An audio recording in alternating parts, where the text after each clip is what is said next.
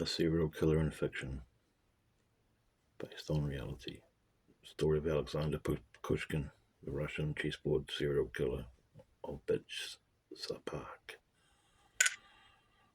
He was a good hunter. He was a good killer, and that he wanted to prove again and again and again. He wanted to save himself from insanity by snuffing out uprights upon his earth, as he called it. After all, he was the only true person around here. Everybody else was just a walking object of ultimately doomed future. One day, when out sneaking around the woods, he started following a man who was walking his dog.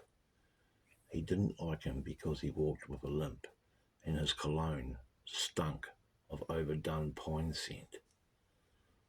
There was enough pines in the forest as it was, and a walking, breathing man smelling of pine scent made his senses infuriated and quite frankly angered him. Here's where the story begins to rhyme. The man walked slow, and he, the man, didn't know that Alexander was coming sooner rather than lately. Alexander kept the pace of the man. That was his plan, to be as stealthy as Uncle Sam. He had his hammer.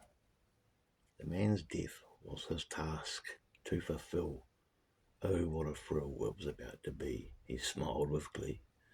You see, he was as happy as can be out there in the forest, and as quick as a snake. He was this man's fate. Too late to vacate. He came out of the forest in front of the man and told him his plan.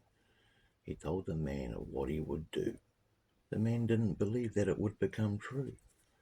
But as he explained, a look came over the man's face, kind of a absorption of realization. Only he could know. He fell down from a blow from Alexander. He fell into the snow. Nowhere to go but the dimension of death. His life had been a test, but he had failed the epilogue because he could not put the efforts of Alexander, his killer, to rest. Then Alexander buried him nice and neat. To a CSI guy, a convenient treat. Alexander was on fire, his heart full of desire. Blood, oh, the blood, all crimson and sweet. A maroon running of life force lacking, you see. The man was just one of many a victim. Hammer blows to the head. Deadly dead in the park of trees and dirt. Most of his victims wore a skirt. Most were very pretty. Sun-bleached skulls, cracked and weathered, with a vodka bottle in them, became a signature dish. And now the police had him on their to arrest list. You see, chess is a game that many play, but few are masters at. But when you play for real, you get this kind of feel, this feel for blood. So come to Bitzer Park and play the king. It'll give you goosebumps to think you can win. Do you drink vodka? Here, have a bottle, would you? Would you like it in the head or in your stomach?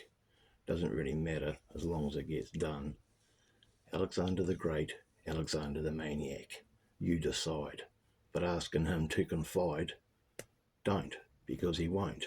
Answer, because he's in prison, you see, for as long as forever, all lonely, just he.